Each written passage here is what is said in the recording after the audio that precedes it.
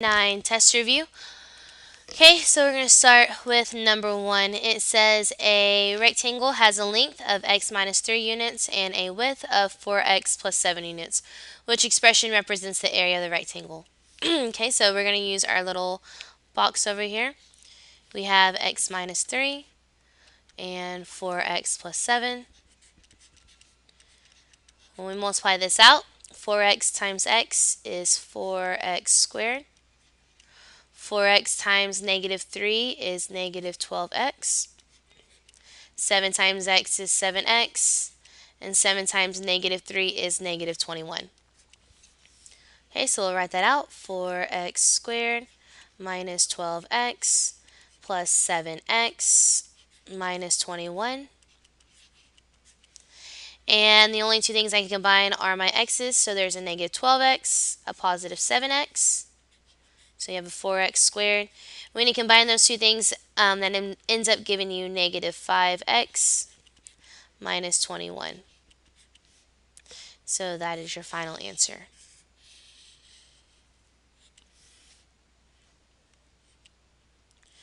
All right, number 2 says fill in the table below. So you have a to the first power times a to the second power. When you multiply, you add your exponents. So your base is a, and 1 plus 2 is 3. When you divide, you subtract. So you have a to the sixth power divided by a to the third power.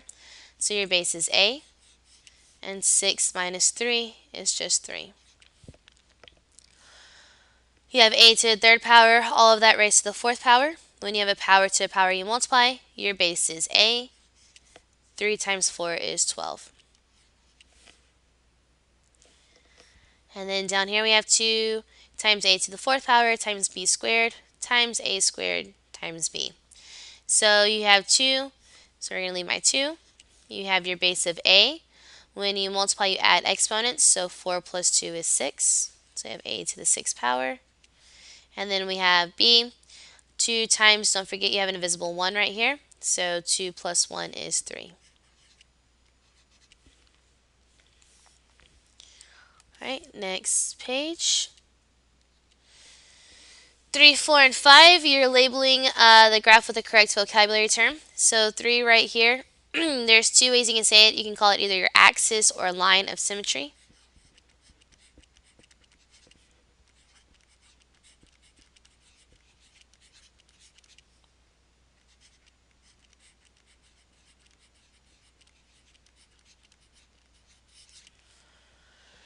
Okay, number 4 is pointing to where your graph crosses the x-axis. So those are going to be called our zeros. They can also be called your x-intercepts.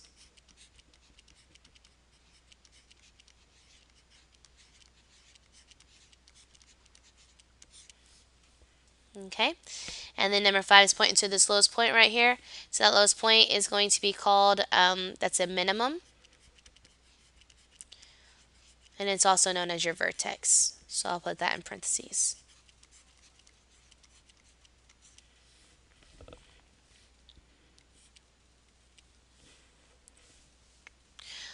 Alright, number 6 says simplify the expression. You have 3w to the fifth power divided by w cubed z to the negative 2 power. Okay, the only number that you have is just 3 right here, so I'm going to leave my 3. So there's my 3. You have two different bases. You have w and you have z, so let's first look at your w. When you divide, you subtract. So your exponents, you have a 5 and a 3.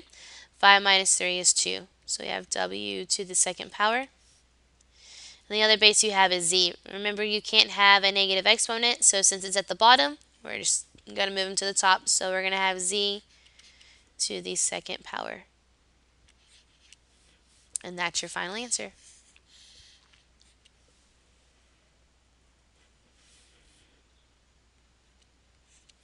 Alright, number 7. Multiply the binomials 3x minus 4 and x plus 1. Select the trinomial. So we're going to work this out. Just like that first one, you have 3x minus 4, x plus 1. We're going to go ahead and multiply this out. X times 3x is 3x squared. X times negative 4 is negative 4x. 1 times 3x is 3x. And 1 times negative 4 is negative 4. Okay, so we're going to write this out. So we have 3x squared minus 4x plus 3x minus 4. And the only thing you can combine are your x's, so you have a negative 4x, you have a positive 3x, so I'm going to write down what I have left over, which is my 3x squared. Negative 4 and a positive 3 will give you a negative 1. I'm not going to put the 1, I'm just going to put negative x because 1's invisible, and then you have a negative 4 in the back. So 3x squared minus x minus 4 is your final answer.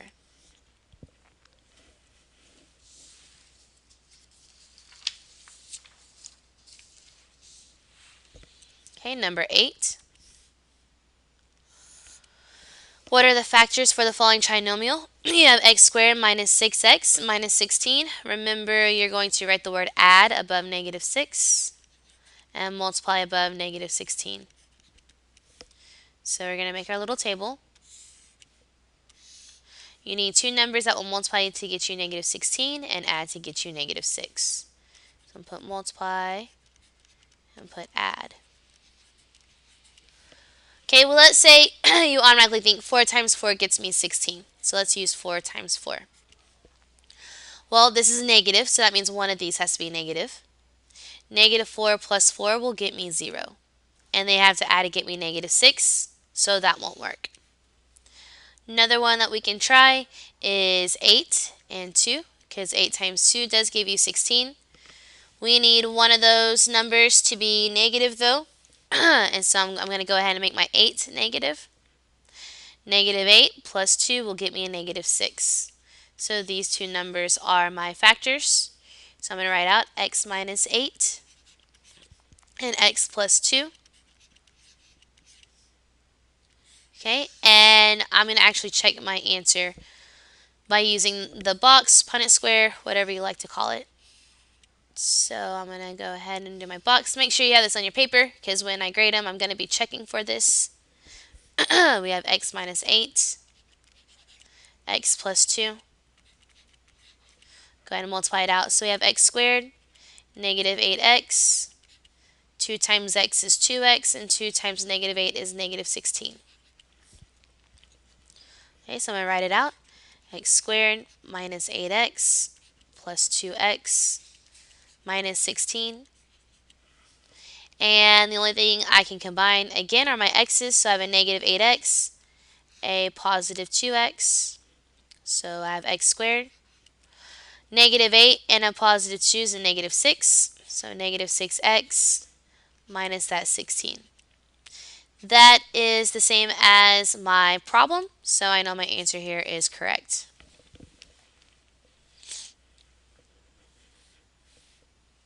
Okay.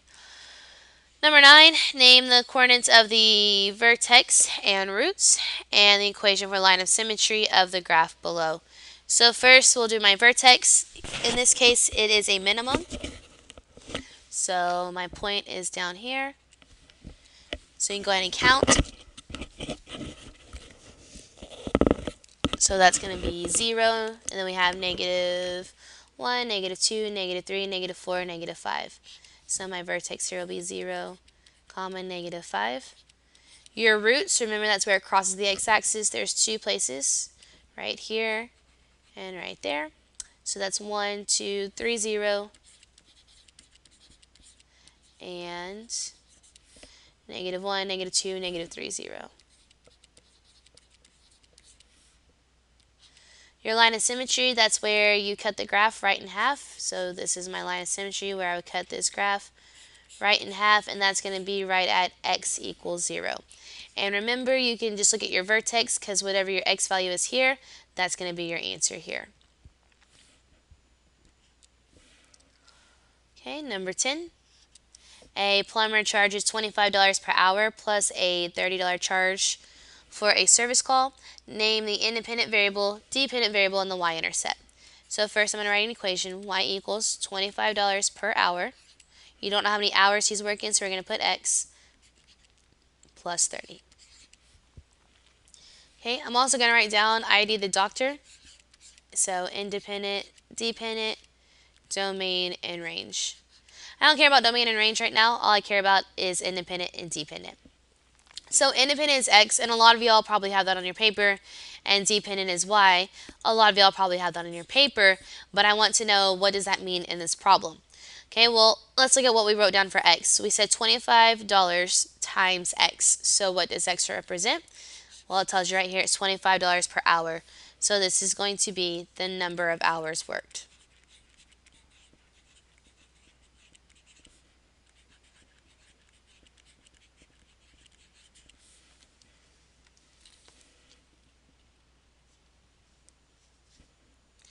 All right, and then the next one, your Y.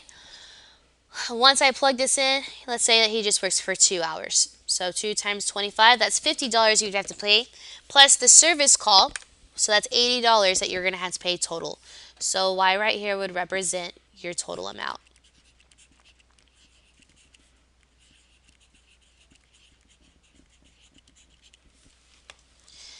And then your y-intercept. So this is already in slope-intercept form. Y equals mx plus b. Remember the y-intercept, that's your letter b. And so if you just look right here, that's going to represent 30. So you'll write it as 0, 30.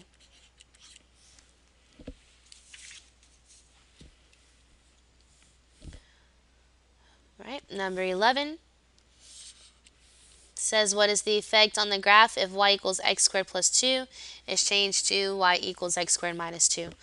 You can quickly do a short little graph, and it doesn't really matter what you have to do. All we're looking at, or in fact, you can just use your calculator and look.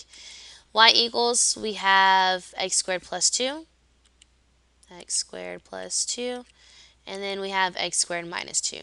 So x squared minus 2. Well, we can look at your graph real quick. So there's 1, and then there's 2. So all it did is, if you look, you were here on the y-axis at a positive 2, and you went down to a negative 2. So all this did, and you can just do a little point on here if it helps to see. You're up here at positive 2, and all it did is it shifted down to negative 2. So what we're going to put here is that the graph shifts down.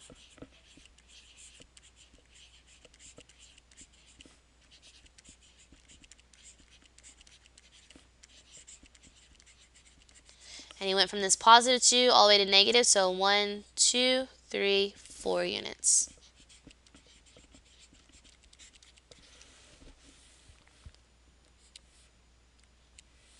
And that's it for that one.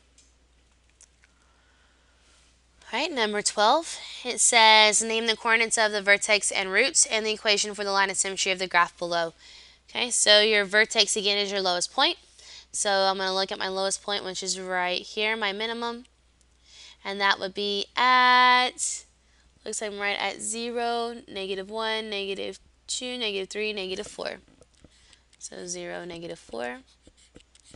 My roots are where it crosses the x-axis, so it looks like a point here, point there.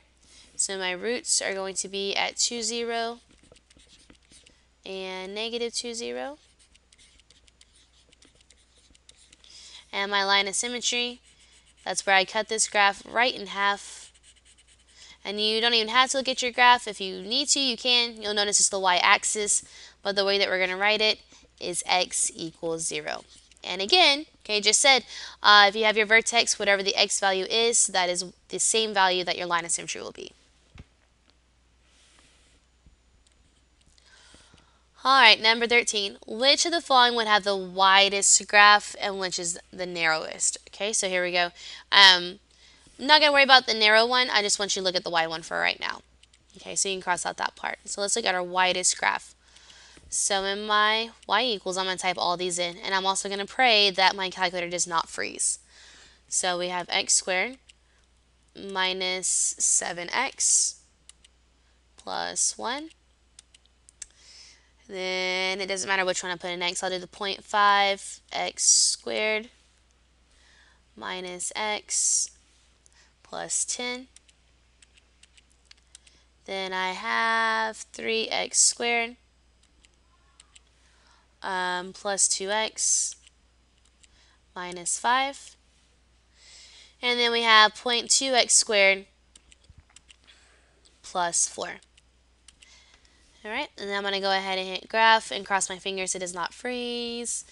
Okay, one good thing about my calculator is that you can see the different colors. On yours you can't, but if you just pay attention, so that was the first one. Here's the second one. Come on thing, there we go. There's the third one.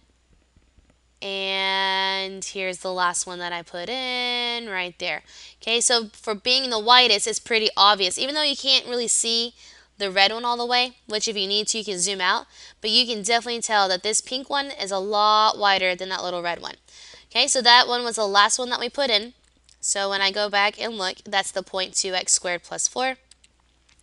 So that's going to be the answer, 0.2x squared plus 4.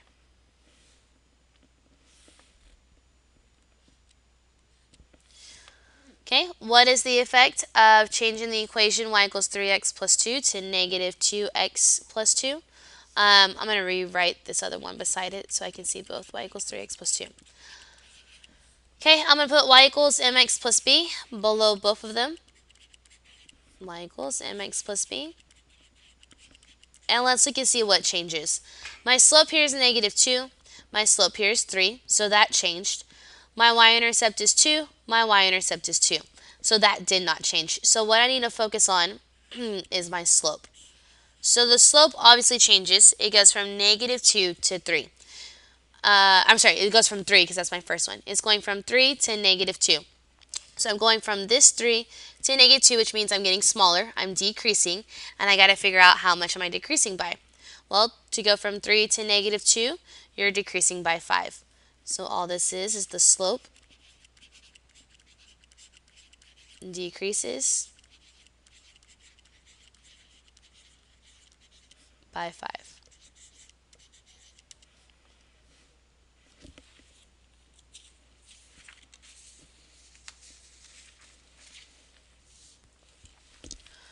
Alright, next one. Okay, so it says the table below shows length and area data for rectangles with a fixed perimeter. Use it to answer questions 15 through 16. And we actually have a 16.5. Okay, so over here, they give us the length and they give us the area. So this looks just like your quiz. The first one says, what is the fixed perimeter for the rectangles represented in the table?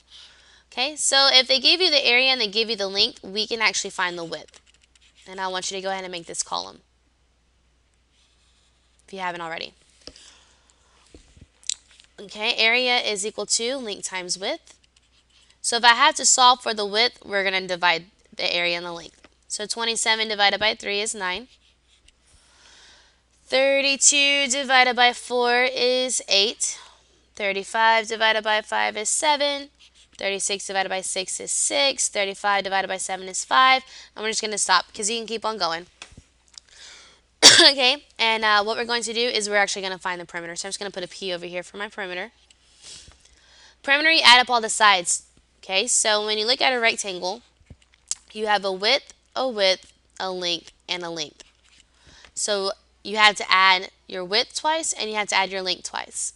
So I can pull up my calculator and pray it doesn't freeze on me. And we can go ahead and add these numbers. So we have 9 plus 9 plus 3 plus 3. So when I pull that up, no, wrong one. There we go. 9 plus 9 plus 3 plus 3. Add up all your sides and you end up getting 24. Okay, so my perimeter here is 24. Alright, my width is 8, my length is 4. Let's add those up again. So we have 8 plus 8 plus 4 plus 4. And again, it gives you 24. Let's do one more just to make sure. We have 7 and 5. So we'll do 7 plus 5 plus, well, not 55. Not 505, or 55. Let's go back over. Plus 5. There we go. And again, that gets you 24. So this was 24. That's 24. So it says, what is your fixed perimeter? Because it's not changing. That's why it's saying it's fixed. It doesn't change. for these rectangles, it would be 24 meters. What's your greatest area? Well, that's really easy. Here's all your area values. You're looking for your biggest one. Your biggest area is right here at 36 meters squared. And then the last one says what are the dimensions of the rectangle with the largest area. Okay, so your dimensions is asking what is your length and your width that gave you this 36. Well, we've already found that. My length was 6, my width is 6, so it'll be a 6 by 6. All right, number 17. Write the equation 3x plus 2y is equal to 6 in slope-intercept form. 2 steps. First one's exciting move. So I have 2y is equal to, if it's a positive 3x, it's going to become negative, plus 6. Second step is your great divide. So divide everything by 2. So you have y equals.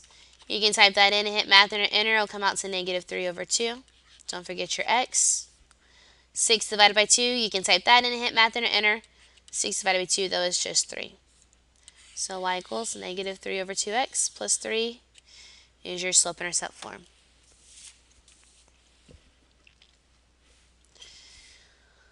Alright, and last page, number 18, the property tax rate is 6.25%. The amount of property tax charge is a function of the value of the property. What is the independent variable, dependent variable, and y-intercept? Cross out this y-intercept part. Don't worry about that. So cross out this y-intercept part. Don't worry about that. So all I'm worrying about is independent and dependent variables. And if you saw, all this is a DFI. There's your function of. So whatever comes before that is your dependent. Whatever comes after that, you underline twice, and that's your independent. So here's my independent. Independent is going to be the value of the property.